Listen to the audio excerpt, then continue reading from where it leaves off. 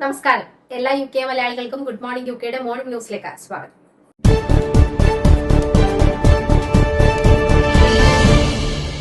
Derby നഗരത്തിൽ നടപ്പാതയിലൂടെ പോയിരുന്നവർക്ക് നേരെ car ഓടിച്ചു കയറ്റിയ ഇന്ത്യക്കാരന്റെ പേര് പുറത്തുവിട്ട പോലീസ്. ഡെർബിയിലെ അൽവാസ്റ്റണിൽ താമസിച്ചിരുന്ന 36-കാരനായ സന്തു പൊന്നച്ചനാണ് പ്രതി. ഇയാൾക്കെതിരെ ഗുരുതര കുറ്റങ്ങളാണ് നിലവിൽ പോലീസ് ചുമത്തിയിരിക്കുന്നത്. വധശ്രമം ലക്ഷ്യമിട്ടുള്ള ഗുരുതരമായ ശാരീരിക ഉപദ്രവങ്ങൾ, വധശ്രമം, അപകടകരമായ രീതിയിൽ വാഹനമോടിക്കൽ, മൂർച്ചയുള്ള ആയുധം കൈവശം വയ്ക്കൽ എന്നീ കുറ്റങ്ങളാണ് പ്രതിക്കെതിരെ ചുമത്തിയിരിക്കുന്നത്. കാൽനടക്കാരായ 7 പേരെയാണ് സന്തു പൊന്നച്ചന്റെ കറുത്ത നിറത്തിലെ സ്വിഫ്റ്റ് കാർ ഇടിച്ച് തെറിപ്പിച്ചത്. ഇയാളെ ഇന്ന് കോടതിയിൽ ഹാജരാക്കും. സംഭവത്തിൽ പരിക്കേറ്റ 36നും 52നും ഇടയിൽ പ്രായമുള്ള 4 പുരുഷന്മാർക്കും 3 സ്ത്രീകൾക്കും ഗുരുതരമായ പരിക്കുകൾ ഉണ്ടെങ്കിലും ആരുടെയും നില നിലവിൽ ജീവന ഭീഷണിയുള്ളതല്ല. 3 പേരെ ഇതിനകം ആശുപത്രിയിൽ നിന്ന് ഡിസ്ചാർജ് ചെയ്തിട്ടുണ്ട്. ശനിയാഴ്ച രാത്രിയുണ്ടായ സംഭവം ഡെർബിയിലെ ജനങ്ങൾക്കിടയിൽ വലിയ ഞെട്ടലുണ്ടാക്കിയിരുന്നു. നഗരത്തിലെ ഫിറാർ ഗേറ്റിന് സമീപത്തെ പബ്ബിന് പുറത്തുവെച്ചാണ് മലയാളി കൂടിയായ സന്തു പൊന്നച്ചന്റെ കാർ നിരവധി പേരെ ഇടിച്ചു തെറിപ്പിച്ചത്.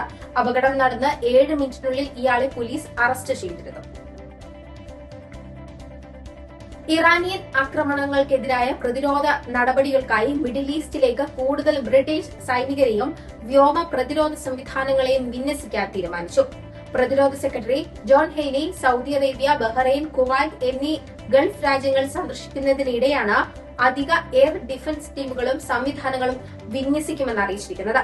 ഇതോടെ ഗൾഫ് മേഖലയിലും സൈപ്രസിലും പ്രതിരോധ ചുമതലയുള്ള ബ്രിട്ടീഷ് സൈനികരുടെ എണ്ണം ഏകദേശം 1000-ആയി ഉയരും. ഖത്തറിലെ ടൈഫൂൺ യുദ്ധവിമാനങ്ങളുടെ വിന്യാസവും നീട്ടിയിട്ടുണ്ട്. ബ്രിട്ടന്റെ മികച്ച സൈനിക ശേഷി നിങ്ങളുടെ ആകാശത്തെ സംരക്ഷിക്കാൻ സഹായിക്കുമെന്ന് ഹീലി വ്യക്തമാക്കി.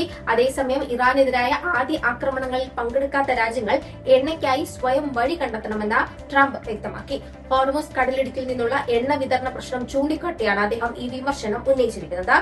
അന്താരാഷ്ട്ര തലത്തിൽ ഹോർമുസ് കടലിടുക്ക് തുറന്നിടേണ്ട ഉത്തരവാദിത്തം അതിനെ ആശ്രയിക്കുന്ന രാജ്യങ്ങൾക്കായിരിക്കുമെന്നും അദ്ദേഹം വ്യക്തമാക്കി. ദേശീയ മിനിമം വേതനം വർദ്ധിപ്പിച്ചതിനെ തുടർന്ന് ഏകദേശം 2.7 ദശലക്ഷം തൊഴിലാളികൾക്ക് ഈ ആഴ്ച ശമ്പള വർധന ലഭിക്കും. 21 വയസ്സിന് മുകളിലുള്ളവർക്കുള്ള മിനിമം വേതനം 50 പെൻസ് വർദ്ധിച്ച് 12.71 പൗണ്ടായി ഉയർത്തി. 18 മുതൽ 20 വയസ്സ് വരെയുള്ളവർക്ക് 85 പെൻസ് വർധനവോടെ 10.85 പൗണ്ട് ലഭിക്കും. 18 വയസ്സിന് താഴെയുള്ളവർക്കും അപ്രന്റീസുകൾക്കും 45 പെൻസ് വർദ്ധിച്ച് മണിക്കൂറിന് 8 പൗണ്ടായി. ഈ വർധന തൊഴിലാളികൾക്ക് ആശ്വാസകരമാണെന്ന് പ്രവർത്തകർ വിലയിരുത്തുമ്പോൾ ചില ബിസിനസ്സുകൾക്ക് ഇത് സാമ്പത്തിക സമ്മർദ്ദമാകുമെന്നും പറയുന്നുണ്ട്. ശമ്പള ചെലവ് കൂടുന്നതിനാൽ വില വർദ്ധിക്കുകയോ തൊഴിലാളികളുടെ എണ്ണം കുറയ്ക്കുകയോ ചെയ്യേണ്ടി വരുമെന്ന് ബിസിനസ്സുകൾ മുന്നറിയിപ്പ് നൽകുന്നുണ്ട്. കുറഞ്ഞ വേതന വർധനവ് ശുപാർശ ചെയ്ത ലോ പേ കമ്മീഷൻ മുമ്പത്തെ വർധനകൾ തൊഴിലവസരങ്ങളിൽ പ്രതികൂല സ്വാധീനം ചെലുത്തിയിട്ടില്ലെന്ന് അറിയിച്ചു. ഇംഗ്ലീഷ് ചാനൽ വഴി നടക്കുന്ന അനധികൃത കുടിയേറ്റം തടയുന്നതിന്റെ ഭാഗമായി അടുത്ത 2 മാസത്തേക്ക് ബീച്ചുകളിൽ പെട്രോളിംഗ് നടത്തുന്നതിന് UK, ഫ്രാൻസ് 16.2 മില്യൺ പൗണ്ട് നൽകും.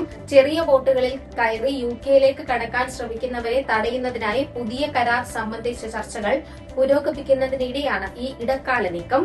2023 ഒപ്പുവെച്ച 3 വർഷ കരാറിന്റെ ഭാഗമായി ബ്രിട്ടൻ ഇതിനകം തന്നെ ഫ്രാൻസിന് 476 മില്യൺ പൗണ്ട് നൽകിയിരുന്നു. അനധികൃത കുടിയേറ്റം തടയുന്നതിനായി ആഭ്യന്തരകാര്യ സെക്രട്ടറി ഷബാന മുഹമ്മൂദ് കൂടുതൽ കർശന നടപടികൾ ഉറപ്പാക്കാൻ ശ്രമിക്കുന്നതായി സർക്കാർ വൃത്തങ്ങൾ അറിയിച്ചു. അതേസമയം ഫ്രാൻസിന് പണം നൽകുന്നത് പരാജയം തുടരുന്നതിന് സമാനമാണെന്ന് കൺസർവേറ്റീവ് പാർട്ടി നേതാവ് ക്രിസ് ഫിലിപ്പ് ലേബർ സർക്കാരിനെ വിമർശിച്ചു. കൺസർവേറ്റീവ് നേതാവ് കെമി ബെഡ്നോക്കും റിഫോം പാർട്ടി നേതാവായ നൈജൽ ഫാരജും ചെറിയ ബോട്ട് കടന്നുകയറ്റം തടയാൻ യൂറോപ്യൻ കൺവെൻഷൻ ഓൺ ഹ്യൂമൻ റൈറ്റ്സിൽ നിന്ന് ബ്രിട്ടൻ പിന്മാറണമെന്ന് ആവശ്യപ്പെട്ടു. മധ്യപൂർവ്വ ഏഷ്യയിലെ സംഘർഷം മൂലം ഉയരുന്ന എനർജി, ഇന്ധനം, വളം എന്നിവയുടെ ചെലവുകൾ രാജ്യത്ത് ഭക്ഷ്യവില ഉയർച്ചയ്ക്കും അവശ്യ സാധനങ്ങളുടെ ക്ഷാമത്തിനും കാരണമാകുമോ എന്ന ആശങ്ക ഉയർന്ന സാഹചര്യത്തിൽ പ്രധാന സൂപ്പർമാർക്കറ്റ് ചെയിൻ മേധാവികളുമായി സർക്കാർ അടിയന്തര ചർച്ച നടത്തുന്നു. ചാൻസലർ റേച്ചൽ റീവ്സ് ഇന്ന് ടെസ്കോ, സെയിൻബറീസ്, മോറിസൺസ് എന്നീ കമ്പനികളുടെ മേധാവികളുമായി കൂടിക്കാഴ്ച നടത്തും. വരാനിരിക്കുന്ന മാസങ്ങളിൽ ഭക്ഷ്യവിലയും ജീവിത ചെലവും എങ്ങനെ ബാധിക്കുമെന്ന് വിലയിരുത്തുകയാണ് പ്രധാന ലക്ഷ്യം. സംഭാഷണം ഒരു ഫാക്ട് ഫൈൻഡിംഗ് ചർച്ചയാണെന്നും വിതരണ ശൃംഖലയിൽ ഉണ്ടാകാവുന്ന പ്രശ്നങ്ങൾ മുൻകൂട്ടി കണ്ടെത്തുകയാണ് സർക്കാരിന്റെ ലക്ഷ്യമെന്നും ട്രഷറി വൃത്തങ്ങൾ വ്യക്തമാക്കി. ഹൃദയാഘാതത്തിനും പക്ഷാഘാതത്തിനും സാധ്യത കുറയ്ക്കുന്നതിനായി ഏകദേശം 12 ലക്ഷം പേർക്ക് വണ്ണക്കുറവ് മരുന്ന് നൽകാൻ NHS ഇംഗ്ലണ്ട് തീരുമാനിച്ചു. സെംഗ്ലേറ്റ്യൂഡ് ഇതിനകം അമിതവണ്ണമുള്ളവർക്ക് ഉപയോഗിച്ചു വരുന്ന മരുന്നാണ്. കൂടാതെ ഒസംപിക് എന്ന പേരിൽ ടൈപ്പ് 2 പ്രമേഹത്തിനും ഇത് നൽകുന്നുണ്ട്. ഇപ്പോൾ അമിതവണ്ണവും ഹൃദയാഘാത സാധ്യതയുമുള്ള ആളുകൾക്കും ഈ മരുന്ന് നൽകാൻ അനുമതി ലഭിച്ചിട്ടുണ്ട്. National institute of health and care excellence ആണ് ഇതിന് അനുമതി നൽകിയത്. NICE നിർദ്ദേശമനുസരിച്ച് BMI 27-നും അതിനു മുകളിലും ഉള്ളവരും ഇതിനകം ഹൃദയാഘാതം, സ്ട്രോക്ക് അല്ലെങ്കിൽ രക്തയോട്ട പ്രശ്നങ്ങൾ അനുഭവിച്ചവരും ഈ മരുന്ന് ഉപയോഗിക്കാം. ഈ ഇഞ്ചക്ഷൻ ആഴ്ചയിൽ ഒരിക്കൽ നൽകുന്നതാണ്. സ്റ്റാറ്റിൻ പോലുള്ള നിലവിലുള്ള മരുന്നുകളോടൊപ്പം കുറവ് കലോറി ഭക്ഷണവും കൂടുതൽ വ്യായാമവും ചേർന്നാണ് ഇത് നൽകുക. Let us learn the word during സോമാരംഭ എന്ന സന്ദേശവുമായി ഗ്രേറ്റ് ബ്രിട്ടൻ സിറോ മലബാർ രൂപത ബൈബിൾ അപ്പോസ്തലേറ്റിന്റെ സുബാറ 2026 ബൈബിൾ ക്വിസിന്റെ ഗ്രാൻഡ് ഫിനാലെ ഏപ്രിൽ 11-ന് ലിവർപൂളിൽ നടക്കും. രൂപതയുടെ വിവിധ ഇടവക മിഷൻ പ്രൊഫസർ മിഷൻ കേന്ദ്രങ്ങളിൽ നിന്നായി 2400-ലധികം മത്സരാർത്ഥികൾ പങ്കെടുത്ത ഈ വർഷത്തെ മത്സരങ്ങൾ പങ്കാളിത്തം കൊണ്ടും ആവശ്യം കൊണ്ടും ഏറെ ശ്രദ്ധേയമായിരുന്നു. 4 വ്യത്യസ്ത പ്രായവിഭാഗങ്ങളായി നടത്തപ്പെട്ട മത്സരത്തിന്റെ ഫൈനൽ മത്സരത്തിലേക്ക് യോഗ്യത നേടിയ മത്സരാർത്ഥികളുടെ പേരുകളും പ്രഖ്യാപിച്ചു. വിവിധ പ്രായപരിധിക്കാർക്കായി നടത്തപ്പെട്ട മത്സരങ്ങളിൽ നിന്നും ഏറ്റവും കൂടുതൽ മാർക്കുകൾ നേടിയ 6 മത്സരാർത്ഥികൾ വീതമാണ് ഗ്രാൻഡ് ഫിനാലയിലേക്ക് യോഗ്യത നേടിയിരിക്കുന്നത്. ഫൈനൽ മത്സരങ്ങൾ ലിവർപൂളിലെ ലിതർലാൻഡിലുള്ള Our Lady Queen of Peace Syro Malabar Catholic പള്ളിയിൽ നടക്കും. ഈ വർഷം ഫെബ്രുവരി മാസത്തിൽ ആരംഭിച്ച ഗ്രാൻഡ് മിഷൻ തുടർന്ന് എല്ലാ ശനിയാഴ്ചകളിലും ഓൺലൈനായി ആണ് മത്സരങ്ങൾ ക്രമീകരിച്ചിരിക്കുന്നത്.